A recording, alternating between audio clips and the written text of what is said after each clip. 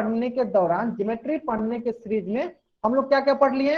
हम लोग ने पहले रेखाएं और कोण पढ़ा था। अब क्या पढ़ रहे हैं? अब हम लोग त्रिभुज पढ़ रहे हैं। और त्रिभुज पढ़ने के दौरान हमने आपको बहुत सारे छोटे छोटे प्रश्न से संबंधित होमवर्क दिया था, जो कि आप सभी ने बनाया है। तो सबसे पहले क्या करते हैं हम लोग? आपका होमवर्क डिस्कस कर लेते हैं, ठीक है? तो बहुत बच्चों को पता होगा, जो बच्चे हमेशा होमवर्क करके आते हैं उनको पता होगा कि हम लोग आपकी होमवर्क कैसे डिस्कस करते हैं। तो मैं क्या करूंगा? मैं क्वेश्चन नंबर बोलूंगा। अगर आपको उस क्वेश्चन में डाउट होगी तो आप वाई टाइप कीजिएगा या क्वेश्चन नंबर टाइप कीजिएगा। अगर डाउट नहीं होगी तो कुछ नहीं टाइप करना है। मैं एक बार फिर से रिपीट कर देता हूं। मैं क्वेश्चन नंबर बोलूंगा। अगर आपको उसमें डाउट होगी तो आप उसमें वाई टाइप कीजिएगा या क्वेश्चन नंबर टाइप कर दीजिएगा। अगर डाउट नहीं होगी तो किसी बच्चा को कुछ भी नहीं बोलना है, कुछ भी नहीं टाइप करना है। हो गया? बहुत बढ़िया। चलिए, तो सबसे पहले personality 6.1, question number 1, question number 2, question number 3, question number 4, question number 5। चलिए एक क्वेश्चन, अच्छा क्वेश्चन नंबर 3, ठीक है। पहले मैं 3 बताता हूँ, ध्यान देंगे। चलिए मैं क्वेश्चन नंबर 3 पहले बताता हूँ, ध्यान देंगे सारे बच्चे। चलिए यहाँ पे देखिए क्वेश्चन नंबर 3 में क्या दिया? एक कोण जो दिया आपको, देखिए एक कोण क्या है? 110 डिग्री। तो मैंने बताया था आपको कि अगर एक कोण, देखिए एक कोण जो है 90 डिग्री से ज्यादा, सारे बताएंगे इसका आंसर क्या होगा? 90 डिग्री से ज्यादा होता है। किसी भी त्रिभुज की एक कोण 90 डिग्री से ज्यादा होती है, या कोई भी ट्रायंगल जिसकी एक एंगल 90 डिग्री से ज्यादा होती है, उसे क्या कहते हैं? उसे कहते हैं अधिक कोण त्रिभुज। उसे क्या कहते हैं? अधिक कोण त्रिभुज। बहुत बढ़िया, सारे बच्चों को पता है क्या कहते हैं इसे? अधिक कोण त्रिभुज, ठीक है। चलिए इसी प्रकार से क्वेश्चन नंबर 6, सारे बच्चे देखेंगे क्वेश्चन नंबर 6, देखेंगे सारे बच्चे। देखिए इसमें भी आप अगर ध्यान से देखिएगा तो देखिए एक कोण क्या है? ये देखिए 98। अब बताइए, हम अभी आपको लिखवाए कि एक कोण जो होना चाहिए, अगर 90 डिग्री से ज्यादा, 90 डिग्री से ज्यादा तो किस प्रकार का त्रिभुज कहलाएगा? सभी बच्चे बताएंगे किस प्रकार त्रिभुज है ये भी आपकी अधिक कोण त्रिभुज है। ये भी आपकी क्या है? अधिक कोण त्रिभुज है। बढ़िया, सारे बच्चों को समझ में आ गया? अगर सारे बच्चों को यहां तक समझ में आ गया है तो चैट बॉक्स में वाई टाइप करेंगे। बहुत बढ़िया, आगे सारे बच्चों को समझ में। चलिए इसी प्रकार से प्रश्नावली 7.1, सारे बच्चे बताएंगे इसका आंसर क्या है। जो जो बच्चों ने होमवर्क बनाया है सारे चीज बताएंगे। प्रश्नावली 7.1 क्या क्वेश्चन? क्वेश्चन निम्नलिखित में विषम बाहु त्रिभुजों की पहचान कीजिए। बहुत बढ़िया, मतलब सारे बच्चों ने आंसर सही दिया। चलिए मैं एक बार आपको बता भी देता हूँ। देखिए विषम बाहु त्रिभुज क्या होता है? विषम बाहु त्रिभुज ऐसा त्रिभुज, ऐसा ट्रायंगल जिनकी तीनों की तीनों भुजाएं अलग अलग हो, मतलब कि जिनकी तीनों की तीनों भुजाएं इक्वल ना हो, अलग अलग हो। इसका मतलब क्या है? देखिए यहाँ पे ये भुजा अलग है, ये भुजा अलग है, और ये भी भुजा अलग है। मतलब ये किस प्रकार की त्रिभुज होगी? ये होगी आपकी विषम बाहु त्रिभुज। उसी प्रकार देखिए, ये देखिए तीनों सेम है, यानी ये गलत हो गया, ये तो विषम बाहु नहीं होगी।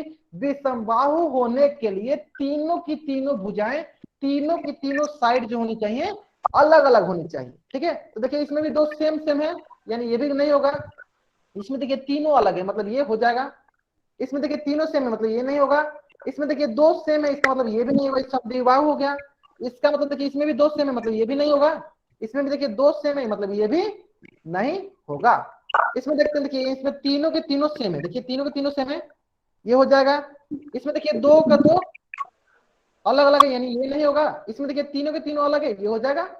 इसमें भी देखिए तीनों के तीनों अलग है, ये हो जाएगा। तो देखिए काउंट करते हैं हम लोग काउंट करते हैं, कितनों के। देखिए ये हो गया पहला, ये हो गया दूसरा, ये हो गया तीसरा, ये हो गया चौथा, और ये हो गया पांचवा।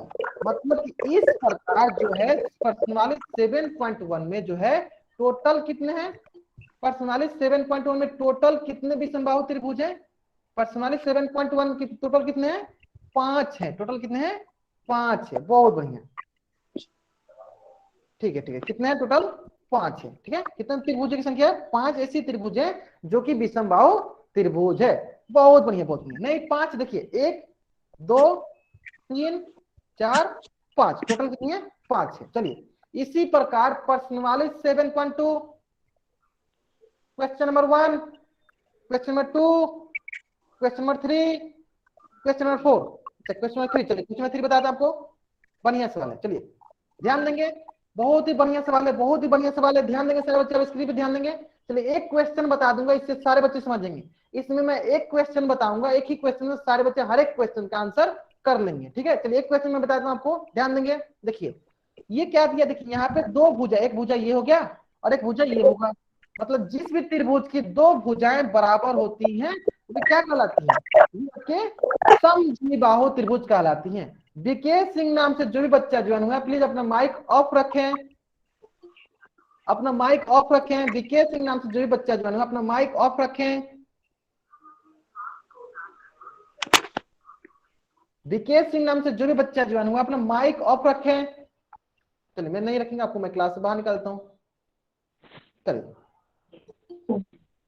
ठीक है, जो बच्चे लेट से ज्वाइन हो रहे हैं उनको मैं बता देना चाहता हूं कि मैं अभी आपको होमवर्क डिस्कस कर रहा हूं, और होमवर्क डिस्कस करने के सीरीज में मैं आपको पर्सनल वाले 7.2 का क्वेश्चन नंबर 3 बता रहा हूं, ठीक है। ध्यान देंगे, देखिए इसमें दो भुजाएं समान, यानी किस प्रकार की त्रिभुज है, ये आपकी समद्विबाहु त्रिभुज है। किस प्रकार की त्रिभुज है, तो समद्विबाहु त्रिभुज है। किसी त्रिभुज है, समद्विबाहु त्रिभुज है। लेकिन यहाँ पे अगर ध्यान से देखेंगे आपको क्या लिखा है, यहाँ पे लिखा है यह विषमबाहु त्रिभुज नहीं है। हाँ तो सही नहीं बोल रहा है, क्यों सही बोल रहा है, क्योंकि यहाँ पे ये जो त्रिभुज है क्या है, ये तो समद्विबाहु त्रिभुज है, इसका मतलब ये विषमबाहु त्रिभुज नहीं है, मतलब सत्य कथन है। कैसे कथन है, ये सत्य कथन है, क्यों, क्योंकि ये जो त्रिभुज है ये तो समद्विबाहु त्रिभुज है। लेकिन यहाँ बोल क्या रहा है, यहाँ बोल रहा है कि यह विषमबाहु त्रिभुज नहीं है। हाँ विषमबाहु त्रिभुज नहीं है, क्योंकि कैसा त्रिभुज है, ये समद्विबाहु त्रिभुज है। आगे समझ में सारे बच्चों को। चलिए इसी प्रकार कुछ बच्चों को डाउट था क्वेश्चन नंबर 4 में, देख लेते हैं। चलिए क्वेश्चन नंबर देख लेते हैं 4।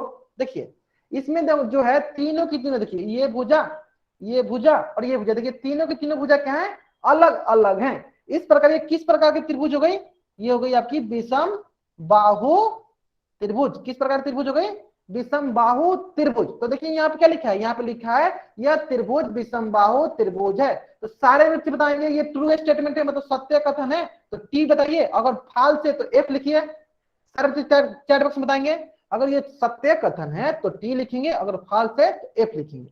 बहुत मतलब ये सत्य कथन है, क्योंकि ये विषम बाहु त्रिभुज है। आगे समझ में, चलिए बहुत बढ़िया बहुत बढ़िया। चलिए इसी प्रकार प्रश्न वाली 8.1 सारे के सारे बच्चे आंसर बताएंगे कि इनमें से इतने त्रिभुज जो दिए हैं, कितने त्रिभुज समद्विबाहु त्रिभुज हैं। बहुत बढ़िया, बहुत मतलब बहुत 1% बच्चा का आंसर जो है सही है, 1% बच्चा का आंसर जो है सही है, बाकी सबका आंसर जो है गलत है, जो कि मुझे पता था। चलिए मैं बताता हूं क्यों गलत है, पहले देख लेते हैं यहाँ पे क्यों गलत है, ध्यान देंगे।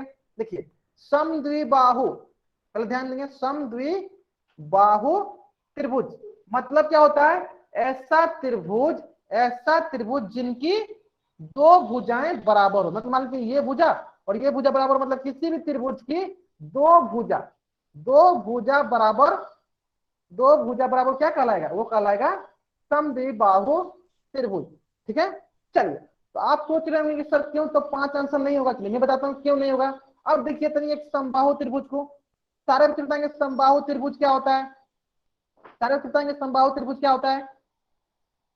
व्हाट इज समबाहु त्रिभुज, व्हाट इज इक्विलैटरल ट्रायंगल। समबाहु त्रिभुज क्या होता है, चलिए मैं बताता हूँ, ध्यान दीजिए। किसी भी त्रिभुज की अगर तीनों भुजाएं बराबर हो, अगर तीनों भुजाएं बराबर हो क्या कहलाती हैं, वो समबाहु त्रिभुज कहलाती हैं।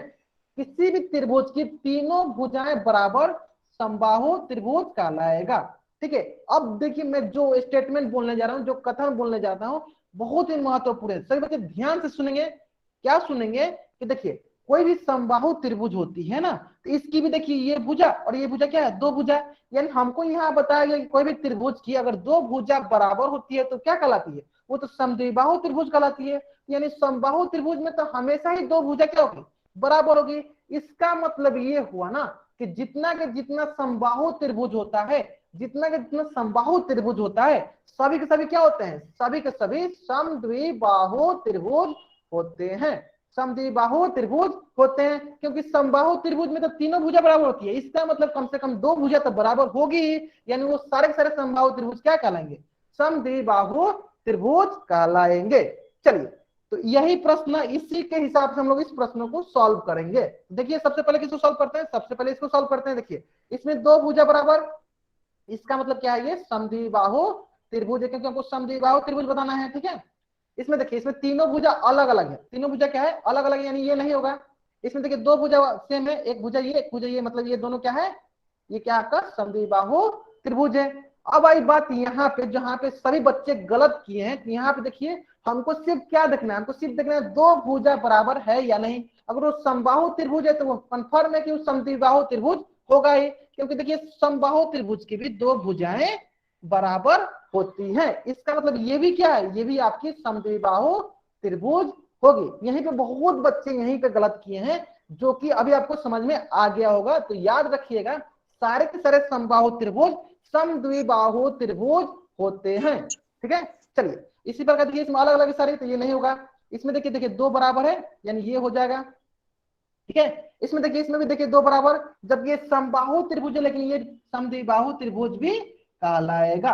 ठीक है, देखिए इसमें भी देखिए दो भुजा बराबर है, यानी ये भी क्या कहलाएगा आपका समद्विबाहु त्रिभुज। देखिए इसमें भी दो भुजा बराबर है, इसका मतलब ये भी क्या कहलाएगा आपका समद्विबाहु त्रिभुज। इस प्रकार कितना हो गया, इस पर देखिए काउंट कर लेते हैं। तो सबसे पहले ये हो गया 1, ये हो गया 2, ये हो गया 3, ये हो गया 4, ये हो गया 5, ये हो गया 6, ये हो गया 7। बहुत बढ़िया, बहुत बढ़िया। सारे के सारे बच्चे क्या करेंगे, इस पेज का पहले स्क्रीनशॉट लेंगे, इस पेज का स्क्रीनशॉट लेंगे, ताकि आपको यह हमेशा याद रहे कि समबाहु त्रिभुज हमेशा समद्विबाहु त्रिभुज होता है।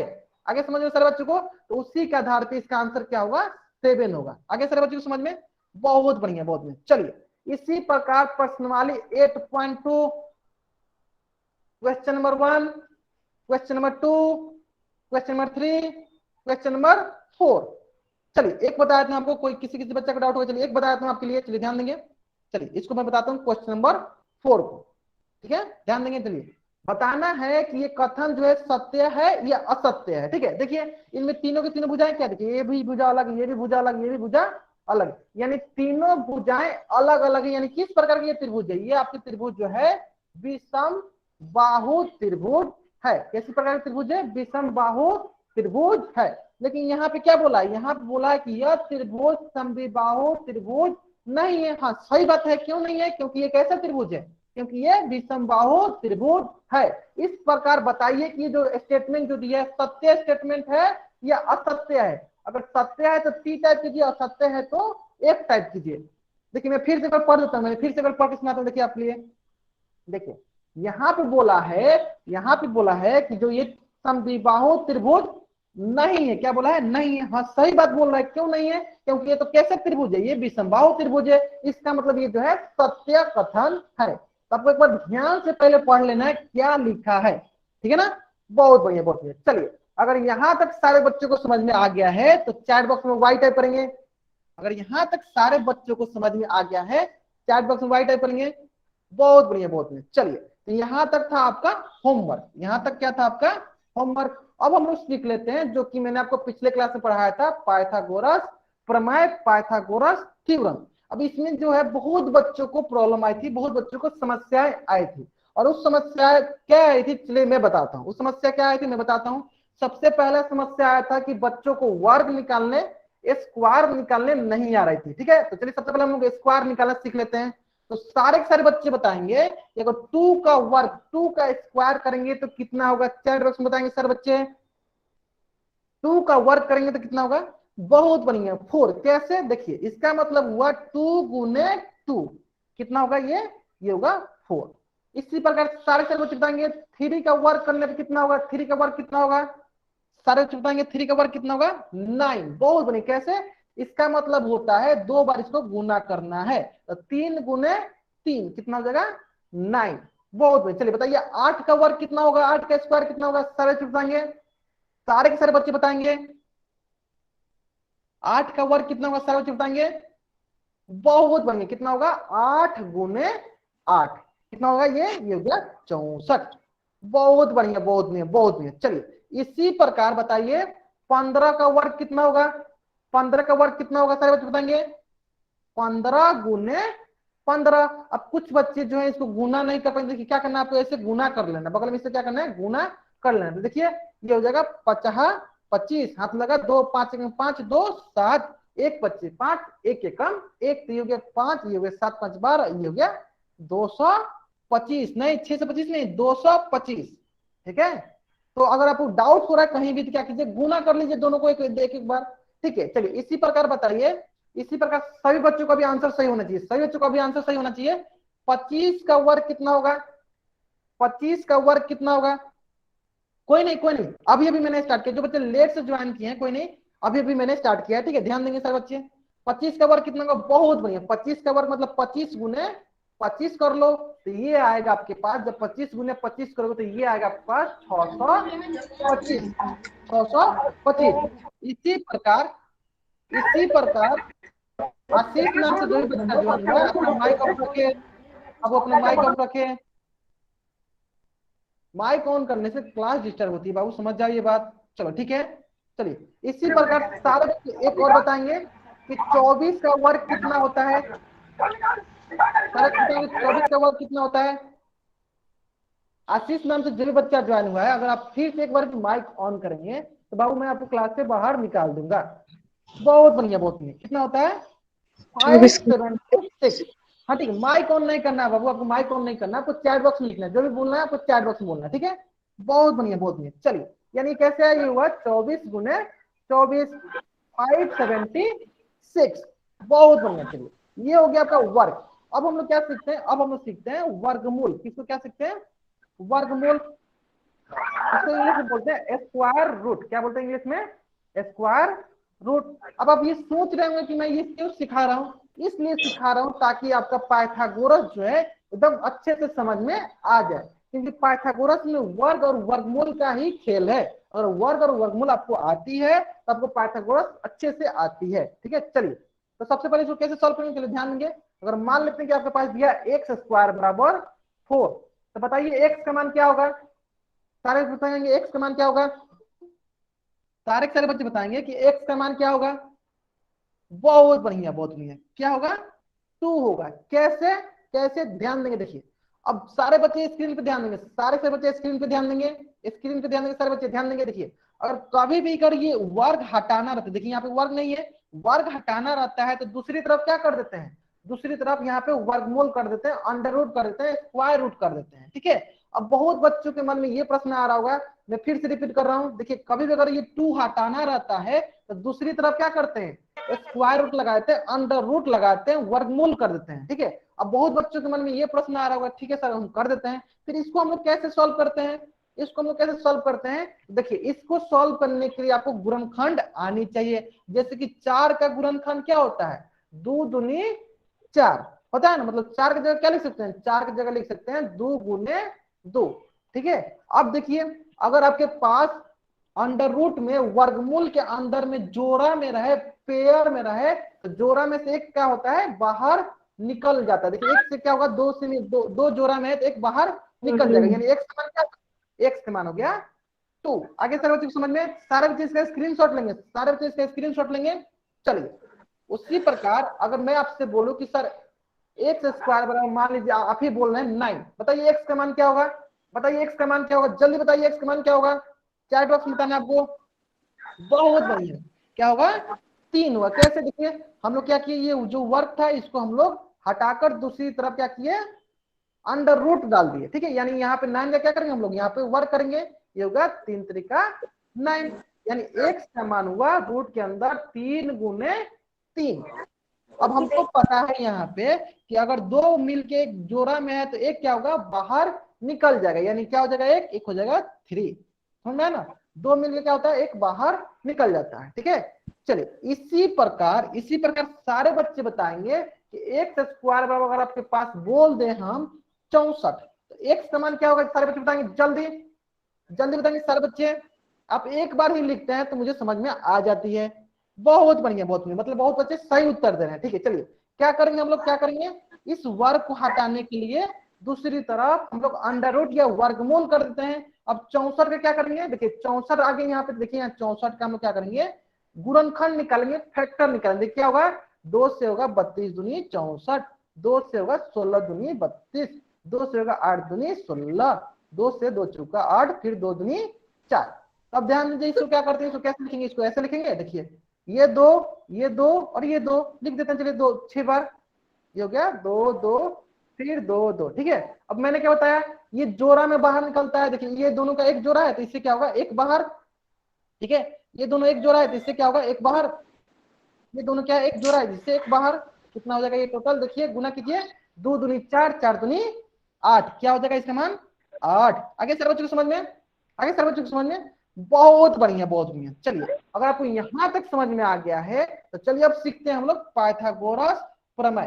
तो जैसे कि सभी को पता है कि पाइथागोरस प्रमेय कौन सी त्रिभुज के लिए एप्लीकेबल होता है, कौन सी त्रिभुज पर लागू होता है, सारे बच्चे चैट बॉक्स में बताएंगे। पाइथागोरस जो प्रमेय होता है किस त्रिभुज पे लागू होता है, किस ट्रायंगल पे लागू होता है, बहुत बढ़िया, किस ट्रायंगल पे लागू होता है, तो समकोण त्रिभुज। किस त्रिभुज पे लागू होता है, समकोण त्रिभुज, ठीक है ना। चलिए समकोण त्रिभुज बहुत बढ़िया, देखिए और यहाँ पे मैं मान लीजिए 90 डिग्री, तो देखिए 90 के सामने वाला क्या होता है, 90 डिग्री के सामने वाला होता है कर्ण। और जो बाकी जो भुजा बच जाती है, एक को क्या कहेंगे, एक को कहेंगे लंब और दूसरा को क्या कहेंगे, आधार। चलिए अब सारे के सारे बच्चे जो हैं, सारे के सारे बच्चे जो हैं, सारे के सारे बच्चे जो हैं वो बताएंगे। चलिए आशीष नाम से जो बच्चा, इसको बाहर निकाल देते हैं। कौन से करें? सारे के सारे बच्चे ये बताएंगे कि कर्ण, लंब और आधार में कौन सी सबसे लंबी भुजा होती है, कौन सी सबसे बड़ी भुजा होती है। सारे बताएंगे कर्ण, लंब और आधार में सबसे बड़ी भुजा कौन सी होती है, कर्ण होती है। बहुत बढ़िया।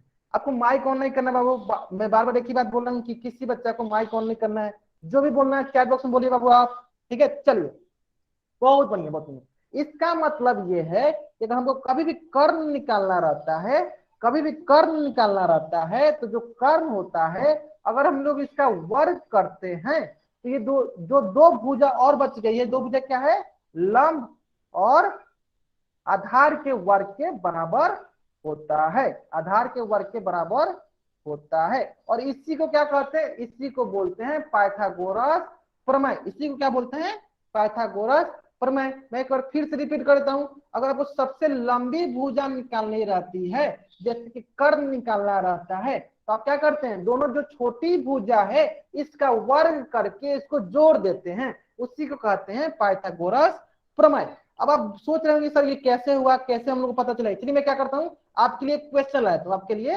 एक क्वेश्चन लाता हूँ ताकि आप क्या करेंगे, अच्छे से समझ सकेंगे। चलिए ये हो गया ए, ये हो गया बी, ये हो गया सी, और यहाँ पे मैं करता हूँ 90 डिग्री, और यहाँ पे मैं कर दिया यहाँ पे 3, और यहाँ पे बोल दिया 4, और इसको बोल रहा हूँ एक्स। तो बताइए एक्स का मान क्या होगा, सारे तरफ बताएंगे कि एक्स का मान क्या होगा, जल्दी से बताएंगे सारे बच्चे कि एक्स का मान क्या होगा, एक्स का मान क्या होगा। चलिए जहां तक मुझे उम्मीद था सारे बच्चे गलती करेंगे, बहुत नहीं। देखिए ये देखिए, ये 90 के सामने वाले क्या कहते हैं, 90 डिग्री के सामने वाले कहते हैं कर्ण, मतलब एक्स किसके बराबर है, कर्ण के बराबर। और ये क्या है, ये आपका है आधार, ये क्या है आपका आधार, और ये क्या है आपका लंब, ये क्या है आपका लंब। और हमें किसको निकालना है, हमें निकालना है कर्ण को। मतलब ये अभी अभी हम लोग पढ़ा फॉर्मूला, क्या पढ़ा हम लोग ने, कि कर्ण का वर्ग जो सबसे बड़ी भुजा होती है, कर्ण का वर्ग जो होता है लंब का वर्ग, देखिए लंब का वर्ग प्लस आधार के वर्ग के बराबर होती है, आधार के वर्ग के बराबर होती है। इसका मतलब कि बोलेंगे कि यहाँ पे कर्ण क्या है, यहाँ पे कर्ण एक्स, एक्स का वर्ग मतलब एक्स का स्क्वायर बराबर लंब क्या है, देखिए लंब है 3, 3 का वर्ग प्लस आधार क्या है, आधार है 4, 4 का वर्ग, ठीक है। चलिए अब यहाँ देखते हैं, यहाँ हो गया एक्स स्क्वायर और यहाँ हो गया प्लस 3 का वर्ग क्या होगा, देखिए 3 का वर्ग होता है 3 गुने 3, कितना हो जाएगा 9, 3 का वर्ग कितना हो जाएगा 3 गुने 3 9। उसी प्रकार 4 का वर्ग कितना हो, चलिए यहाँ पे 4 का वर्ग करते हैं, 4 का वर्ग हुआ 4 गुने 4 कितना हो जाएगा 16, कितना हो जाएगा 16। इसका मतलब जो है 3 का वर्ग हो गया 9, अब 4 का वर्ग हो गया 16।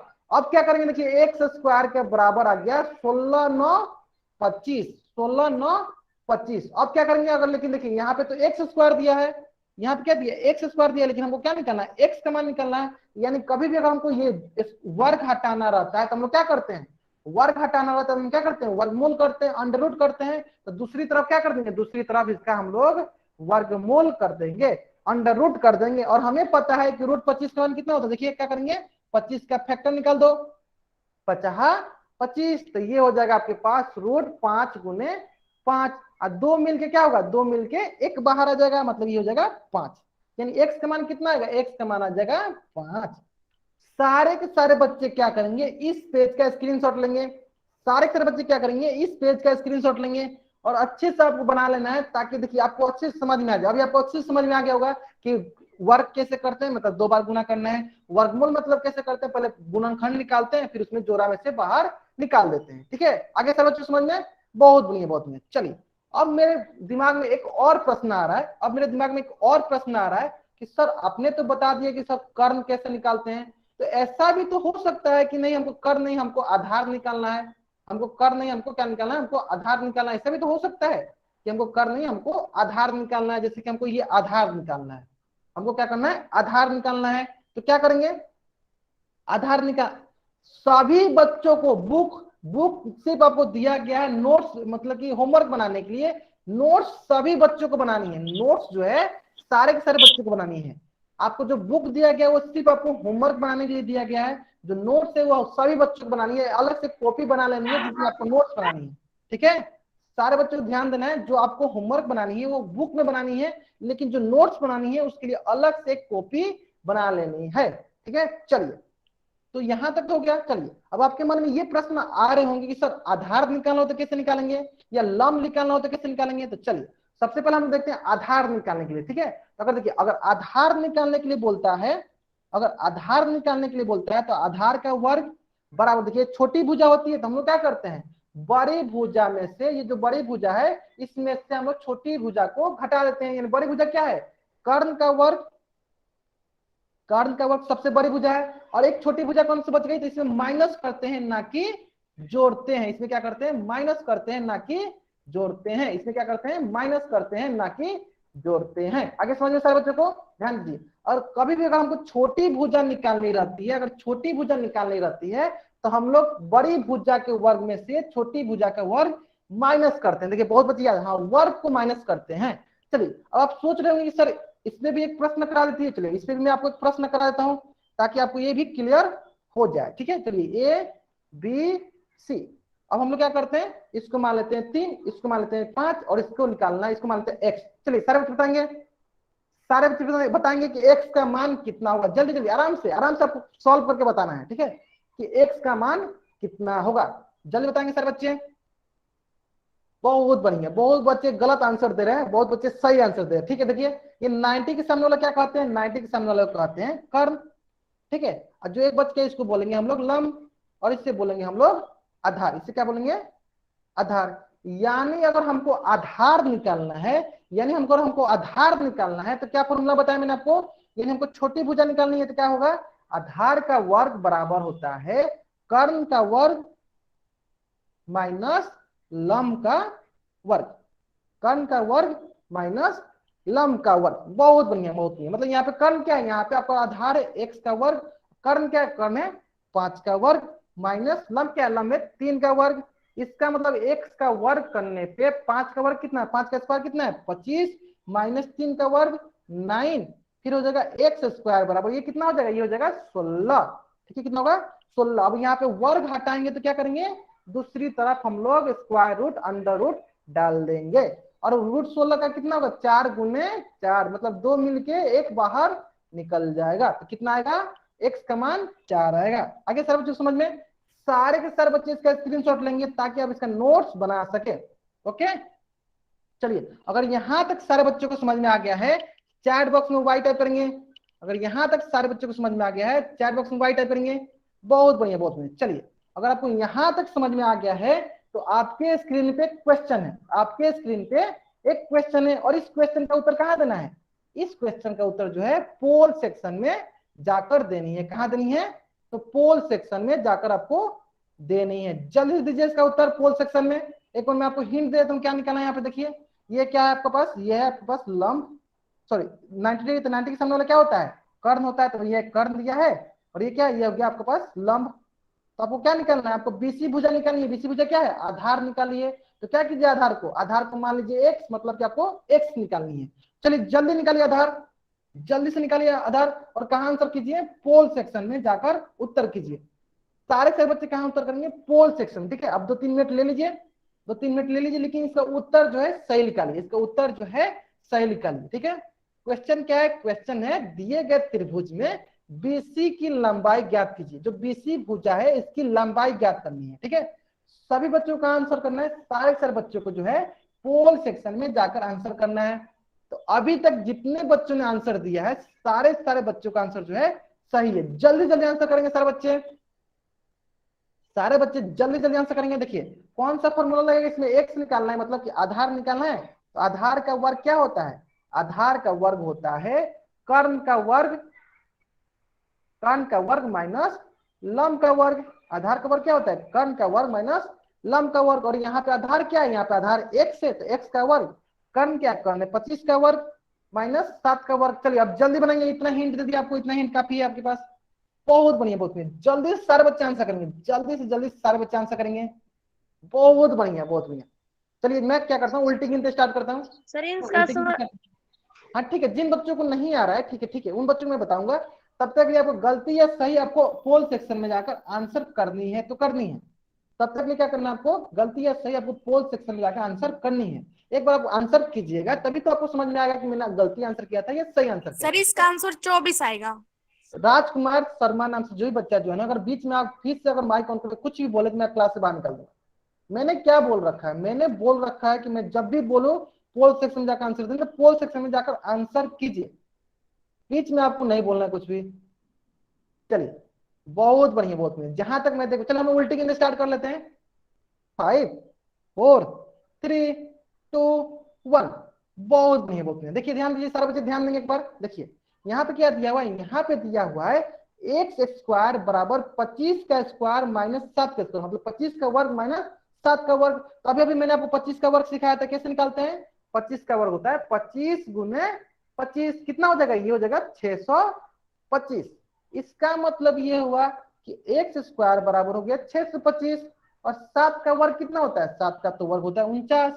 अब आप सोच रहे होंगे कि 625 में से 49 जाएगा तो कितना आएगा, 625 में से 49 जाता है तो आता है 576, 576। और अभी अभी मैंने आपको सिखाया इसका वर्गमूल क्या होगा, स्क्वायर हटता है तो क्या होगा, वर्गमूल जाएगा, अंडर रूट पे जाएगा।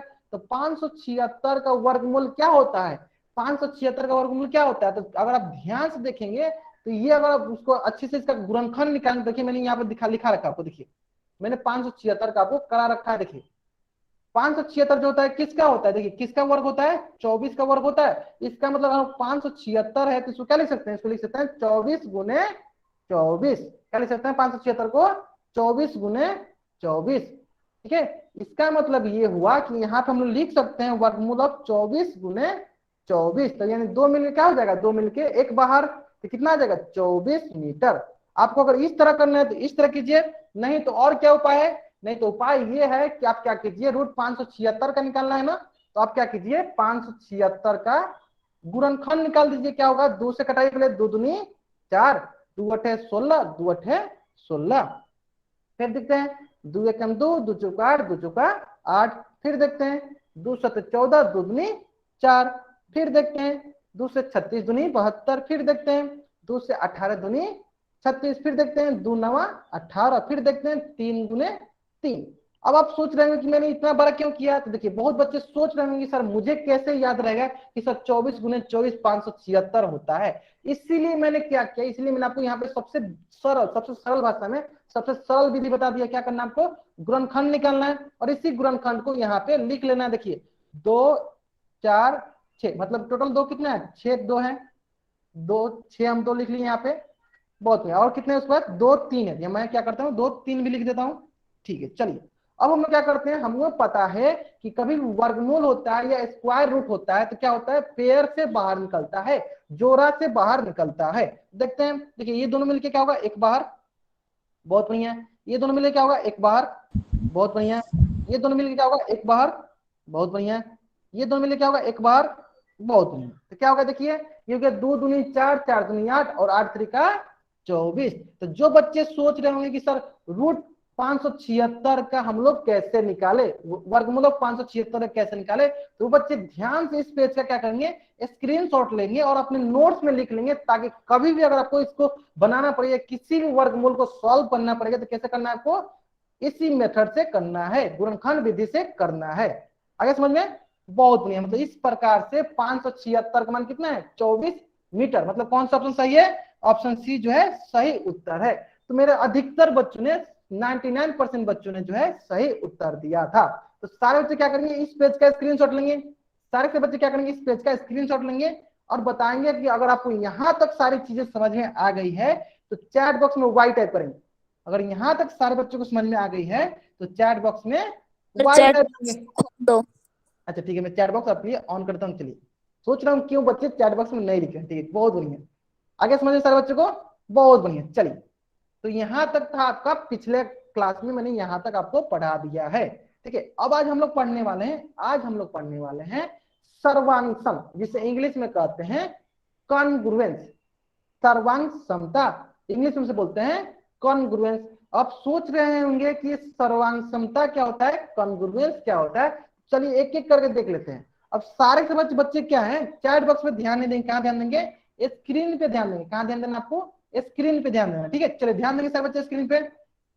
देखिए, अगर कोई भी दो वस्तु, जैसे मान लीजिए देखिए, कोई दो वस्तुओं का आकार और आकृति समान होती है तो वे दोनों वस्तुएं क्या होती हैं, वे दोनों वस्तुएं जो होते हैं सर्वांगसम होती हैं। वे दोनों वस्तुएं क्या होती हैं, सर्वांगसम होती है। इसका मतलब क्या है कि अगर कोई भी दो वस्तु आपके पास मिल गया, अगर उसका आकार, चलिए मैं यहाँ लिख भी देता हूँ, देखिए यहाँ लिख देता हूँ, आकार याद रखिएगा, आकार और आकृति, क्या, आकार और आकृति समान हो। आकार मतलब होता है आपका, बताइए, साइज, और आकृति मतलब होता है शेप। मतलब साइज एंड शेप जो होता है सेम हो, समान हो, तो उसे क्या कहते हैं, उसे कहते हैं सर्वांगसम। उसे क्या कहते हैं, सर्वांगसम।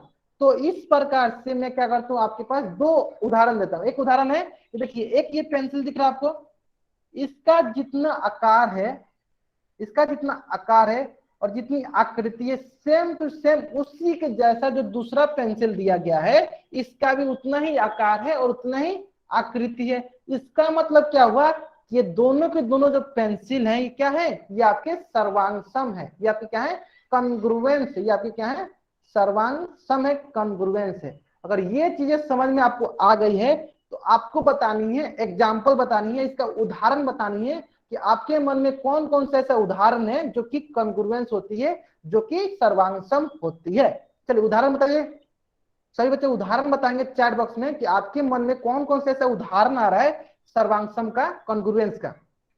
बहुत बढ़िया। चलिए एक बच्चे ने बताया सर कॉपी, हाँ नोटबुक, हाँ ठीक है नोटबुक, और बताइए कोई बच्चा, बुक्स का, हाँ ठीक है। और क्या, और किस प्रकार का हो सकता है जिसमें सर्वांगसम आती है, एक बच्चे ने बताया इरेजर, बहुत बढ़िया, ठीक है ठीक है। पेन, हाँ बहुत बढ़िया, एक जैसा पेन हो जाए, एक ही जैसा पेन हो, एक ही ब्रांड का, हाँ बहुत बढ़िया। हाँ खिड़की, खिड़की भी हो सकता है कि आपके घर में जो हो एक ही जैसा सारे खिड़की हो सकता है, बहुत बढ़िया। कप, हाँ कप भी हो सकता है, एक ही जैसा कप हो आपके पास, हाँ बहुत बढ़िया। चलिए इरेजर, फोन, हाँ फोन, देखिए फोन में क्या है ना, फोन में देखिए क्या है, अगर एक ही कंपनी का एक ही ब्रांड का अगर फोन है आपके, मान लीजिए कि मेरे पास ओप्पो F3 है, अगर आपके पास भी ओप्पो F3 है, तो दोनों क्या होगा, दोनों एक ही होगा, दोनों सर्वांगसम होंगे, ठीक है। चलिए बहुत बढ़िया, बहुत बढ़िया। मतलब इसी प्रकार से देखिए मैं क्या करता हूँ, आपके सामने देखिए दो बुक दिखा रहा हूँ, देखिए दो नोटबुक है, ये भी देखिए, इन दोनों की क्या है, दोनों की आकार और आकृति दोनों के दोनों क्या है, समान है। जैसे आकार भी है उसे आकृति भी है, मतलब क्या है, ये आपके सर्वांगसम है, ये आपके क्या है, सर्वांगसम है, ठीक है। मतलब कि ये आपके कॉन्ग्रुएंस है, मतलब कि क्या है, ये आपके कॉन्ग्रुएंस है। चलिए, हाँ कार, एक ही जैसे कार होता है मतलब कि वो कहलाएगा कॉन्ग्रुएंस। बहुत नहीं, बहुत नहीं। चलिए चलिए इसी प्रकार सारे के सारे बच्चे बताएंगे, सारे सारे बच्चे बताएंगे कि ये जो पहला जो दिया हुआ है, इसको मैं पहला मानता हूं, क्या ये सर्वांगसम है, क्या ये सर्वांगसम है, क्या ये सर्वांगसम है। अगर है तो वाई टाइप कीजिए, नहीं है तो एन टाइप कीजिए। बहुत बढ़िया, बहुत बढ़िया। क्यों नहीं है, सारे बताएंगे, जो बच्चे बताएंगे एन टाइप के वो बच्चे बताएंगे कि क्यों ये सर्वांगसम नहीं है। देखिए यहाँ देखिए, अगर हम लोग बात करते हैं आकार और आकृति, तो यहाँ पे आप बोल सकते हैं कि हाँ इसका आकार जो है, हाँ एक ही जैसा दिख रहा है, एक ही हाइट का दिख रहा है, लेकिन आकृति जो है दोनों दोनों अलग है। एक कोई दूसरा लकड़ी से बना है तो ये दूसरा लकड़ी से बना है। आकृति जो है दोनों अलग अलग है, इसका मतलब ये जो है सर्वांग नहीं होगा। बहुत बढ़िया, चलिए बहुत बढ़िया। इसी प्रकार बताइए ये जो दूसरा एग्जाम्पल, दूसरा उदाहरण है, ये क्या सर्वांग है? ये सर्वांग है, ये सर्वांग है। अगर है तो वाई टाइप कीजिए, नहीं है तो एन टाइप कीजिए। देखिए हाँ ठीक है, जिन बच्चों को नहीं समझ में वो बच्चे ध्यान नहीं, देखिए इसमें क्या है, देखिए इसकी जो आकृति है, इसकी जो आकृति है वो तो सेम है, ये भी कुर्सी है, ये भी देखिए सेम कुर्सी है, लेकिन लेकिन लेकिन जो आकार है इसका, जो आकार है देखिए, ये बड़ा वाला है, ये छोटा वाला है, लेकिन आकार समान नहीं है। इसका आकार समान नहीं मतलब इसकी साइज जो है समान नहीं है, एक स्मॉल है तो एक बिग है, इसके वजह से जो है ये सर्वांग नहीं है। तो आशा करते हैं कि आपको अच्छे से समझ में आ गया होगा। बहुत बढ़िया, बहुत बढ़िया। चलिए इसी प्रकार अब हम लोग देखते हैं कि तल आकृतियों की सर्वांग समता, कॉन्ग्रुएंस ऑफ प्लेन फिगर। अब ये क्या होता है, तो यदि किन्हीं दो आकृतियों का आकार समान हो, जैसे मान लीजिए ये दोनों आकार आकृति है, तो देखिए इसकी, देखिए ये भी 4 सेंटीमीटर तो ये भी 4 सेंटीमीटर, ये भी 3 सेंटीमीटर तो ये भी 3 सेंटीमीटर, ये भी 2 सेंटीमीटर, ये भी 2 सेंटीमीटर, मतलब कहने का मतलब जो है कोई दो, जैसे एक आकृति ये हो गया, एक आकृति ये हो गया, दोनों त्रिभुज है, आकृति तो सेम है, अगर इसकी आकार समान होती है तो ये दोनों क्या कहलाएंगे, ये दोनों की दोनों आकृति जो है आपकी सर्वांग सम कहलाएंगे। क्या कहलाएंगे, सर्वांग सम कहलाएंगे। ठीक है, बहुत बढ़िया। चलिए अब एक बात आती है, सबसे महत्वपूर्ण, मैं यहाँ पे लिख देता हूं, ध्यान देंगे। सबसे महत्वपूर्ण बात आती है कि सर सर्वांगसम का चिन्ह क्या होता है, सर्वांगसम का चिन्ह क्या होता है, सर्वांगसम को कैसे लिखते हैं, चलिए देख लेंगे। आप यहाँ पे देखिए, अगर आप इक्वल लिखना चाहते हैं, बराबर लिखना जानते हैं, तो क्या करना है, आपको बराबर लिख देना है और उसके ऊपर एक उल्टा एस बना देना है। उसके ऊपर एक उल्टा एस बना देते हैं, अगर उसके ऊपर एक उल्टा एस बना देते हैं तो यही जो होता है इसका चिन्ह होता है। यही क्या है, इसका चिन्ह है। मतलब चिन्ह बनाना कैसे बनाएंगे सर्वांगसम, एक इक्वल का साइन, एक बराबर का साइन बना दीजिए और इसके ऊपर ऐसे एक उल्टा एस बना दीजिए, उल्टा एस बना दीजिए, बराबर का साइन और उसके ऊपर उल्टा एस, तो ये क्या कहलाएगा, ये आपका सर्वांगसम कहलाएगा। अगर सारे बच्चों को सर्वांगसम का चिन्ह समझ में आ गया है तो 4 बॉक्स में वाई टाइप करेंगे। आगे सारे बच्चों समझ में, बहुत बढ़िया, बहुत बढ़िया। चलिए तो इसी प्रकार अगर आप यहाँ ध्यान देंगे तो देखिए इसमें क्या है, ये भी 4 सेंटीमीटर और ये भी क्या है 4 सेंटीमीटर, ये भी 3 सेंटीमीटर, ये भी क्या है 3 सेंटीमीटर, ये भी 2 सेंटीमीटर, ये भी क्या है 2 सेंटीमीटर। इसका मतलब ये दोनों त्रिभुज, जैसे त्रिभुज एबीसी क्या है, त्रिभुज पी क्यू आर की सर्वांगसम। देखिए मैंने बीच में यहाँ डाल दिया, बीच में डाल दिया ना ये चिन्ह, इसे कहते हैं सर्वांगसम, पी क्यू आर। क्या डाल दिया मैंने, पी क्यू आर। ठीक है ना। चलिए तो मैं क्या करता हूँ, इसको और अच्छे से एकदम एक एक करके मैं समझाता हूँ ताकि आपको अच्छे से समझ में आ जाए। जैसे कि मान लीजिए अगर आपके पास ए बी सी दिया है और यहाँ पे आपके पास दिया है पी क्यू आर। ठीक है ना। चलिए ध्यान देंगे, यहाँ पे मान लेते हैं ये 4 है तो ये भी मान लेते हैं 4, इसे मान लेते 3 है, ये भी मान लेते 3, इसको मान लेते अगर 2 तो ये भी मान लेते हैं 2। ठीक है, अब मैं बोल रहा हूं यहाँ पे कि त्रिभुज ए बी सी सर्वांगसम है त्रिभुज पी क्यू आर के, ए बी सी सर्वांगसम है त्रिभुज पी क्यू आर के। तो आप सभी बच्चे बताइए कि ए बी भुजा जो है किस भुजा की संगत है, ए बी भुजा जो है किस भुजा के संगत में है, किस भुजा के बराबर है। सारे बताएंगे किस भुजा के बराबर है, बहुत बढ़िया, किस भुजा के संगत में है, पी क्यू के, है ना। उसी प्रकार बीसी भुजा जो है, जो बीसी भुजा वो किसके संगत में है, बीसी भुजा किसके संगत में है, सारे बताएंगे क्यू आर। बहुत बढ़िया, किसके संगत में है, क्यू आर। चलिए उसी प्रकार बताएंगे सीए भुजा किसके संगत में है, सीए भुजा किसके संगत में है, सीए भुजा किसके संगत में, सीए भुजा किसके संगत में। बहुत बढ़िया, सारे सारे बच्चों ने गलत आंसर किया है, मुझे पता था कि सारे सारे बच्चे जो हैं गलत आंसर करें। ध्यान दीजिए मैंने क्या लिखा है, मैंने लिखा है, अब कुछ बच्चे अभी सही आंसर करने लगे, कुछ बच्चे सही करने लगे, कुछ लेकिन कुछ बच्चे गलत आंसर करें। ध्यान देंगे मैंने लिखा है सी ए, मैंने क्या लिखा है सी ए, इसका मतलब यहां से क्या होगा, यहां से होगा आर पी, क्या होगा आर पी, क्या होगा आर पी, ना कि पी आर, ना कि पी आर। अगर आप पी आर लिखते हैं तो वो गलत हो जाएगा। ठीक है, आगे सब कुछ समझ में। देखिए अगर आपको यहां से नहीं समझ में आता है तो देखिए यहाँ देखिए एक और ट्रिक बताता हूँ आपको, एक और ट्रिक बताता हूँ, ध्यान देंगे सारे बच्चे। देखिए यहाँ पे देखिए ये ए बी भुजा है, पहले दो, यहाँ पे देखिए पहला दो कौन है, पी क्यू, देखिए मैंने पी क्यू लिख दिया। उसी प्रकार अगर मान लीजिए बीसी के बारे में बताना, देखिए बीसी हो गया यहाँ से यहाँ तक, यहाँ से क्या होगा क्यू आर, क्यू आर हो गया। इसी प्रकार देखिए यहाँ से यहाँ तक क्या एसी है, यहाँ से यहाँ तक क्या हो गया पी आर। अगर एसी बोलूंगा तो पी आर, सी ए बोलूंगा तो आर पी। ठीक है, चलिए एक एग्जाम्पल और लेते हैं, यहाँ पे एग्जाम्पल लेते हैं, ध्यान दीजिए। अगर triangle X Y Z congruence से ट्रेंगल पी क्यू आर की, ठीक है, तो चलिए सबसे पहले बताइए एक्स वाई के संगत कौन सी भुजाएं हैं, एक्स वाई के संगत कौन सी भुजाई है, एक्स वाई के संगत कौन सा भुजा है, बहुत बढ़िया, कौन सा, देखिए यहां से पहले एक्स फिर वाई, तो यहां से क्या होगा पहले पी फिर क्यू, क्या होगा पी क्यू, बहुत बढ़िया। चलिए इसी प्रकार बताइए वाई जेड की संगत भुजा कौन सी है, वाई जेड की संगत भुजा कौन सी है, चैट बॉक्स में बताएंगे सर बच्चे, बहुत बढ़िया बहुत बढ़िया, कौन है देखिए पहले y फिर z, तो दूसरा देखिए पहले q फिर r, क्या होगा q r। उसी प्रकार x z की संगत भुजा कौन सी है, x z की, देखिए ये हो गया पहले x फिर z, फिर क्या होगा यहाँ पे बताइए, बताइए क्या होगा, बहुत बढ़िया, क्या होगा p और r, बहुत बढ़िया बहुत बढ़िया p और r। चलिए अब सबसे महत्वपूर्ण पूछने जा रहे हैं, चलिए आप बताइए, अब आपको बताना है कि जेड एक्स का संगत, जेड एक्स का संगत, जेड एक्स के संगत कौन सी भुजा है, जेड एक्स के संगत कौन सी भुजा है, जल्दी बताएंगे सर बच्चे, जेड एक्स के संगत कौन सी भुजा है, बहुत बढ़िया। देखिए पहले क्या करेंगे, पहले जेड फिर एक्स, तो यहां से पहले क्या होगा आर फिर पी, क्या होगा आर पी, बहुत बढ़िया बहुत बढ़िया। चलिए इसी प्रकार बताइए वाई एक्स के संगत कौन सी भुजा है, वाई एक्स के संगत कौन सी भुजा है, वाई एक्स के संगत कौन सी भुजा है, बहुत बढ़िया बहुत बढ़िया। देखिए पहले क्या है वाई फिर एक्स, फिर इधर क्या होगा पहले क्यू फिर पी, क्या होगा क्यू पी, ठीक है। चलिए एक और प्रश्न कर लेते हैं, एक और प्रश्न कर लेते हैं इसी तरह, ट्रेंगल वाई एम क्यू सर्वांगसम triangle O M P, sir M नहीं करते यहाँ पे, ओ आर पी, है ना। चलिए अब बताइए भुजा वाई क्यू किसके संगत में है, वाई क्यू किसके संगत में है, सही बच्चे बताएंगे वाई क्यू किसके संगत में है, बहुत बढ़िया, किसके संगत में है, ओ पी के। देखिए यहाँ पे वाई फिर क्यू, तो यहाँ से क्या होगा ओ फिर पी, क्या होगा ओ पी के, ठीक है ना।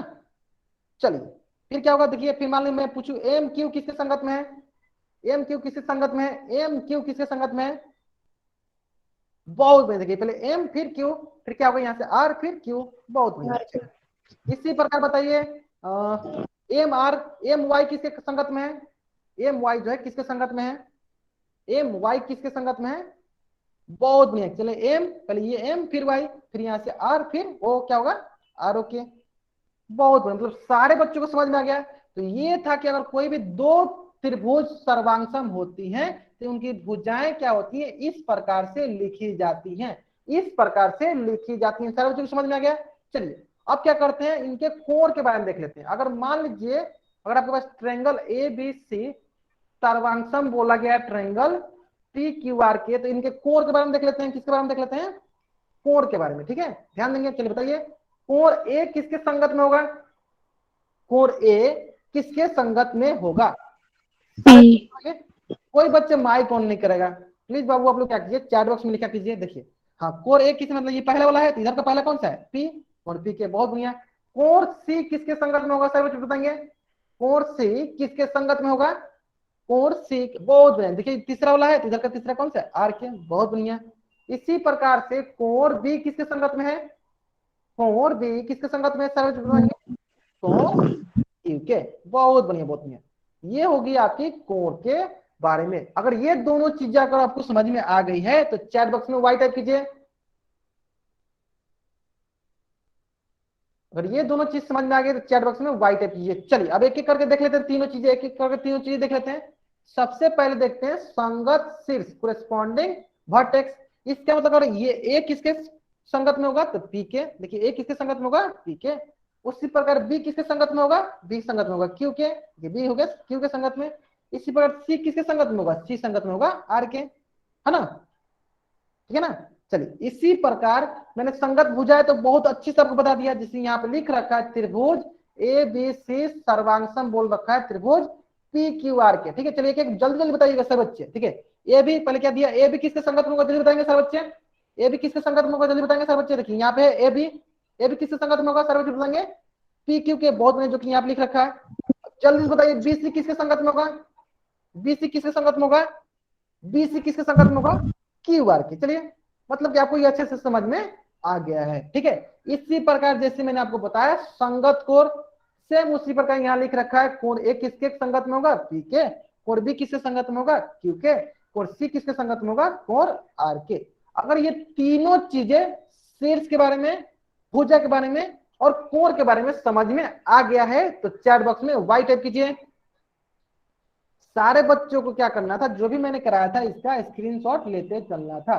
चलिए इसका पहले आप लोग स्क्रीनशॉट ले लीजिए, इसका स्क्रीनशॉट ले लीजिए, बहुत बढ़िया। चलिए इसी प्रकार इसका स्क्रीनशॉट ले लीजिए, बहुत बढ़िया। चलिए तो आज के लिए हम लोग क्या करेंगे, क्लास यहीं पर रखेंगे और इससे पहले क्या करते हैं, आपकी होमवर्क देख लेते हैं कि आपकी होमवर्क क्या क्या आपको बनाकर लानी है, आपको क्या क्या होमवर्क बनाकर लानी है।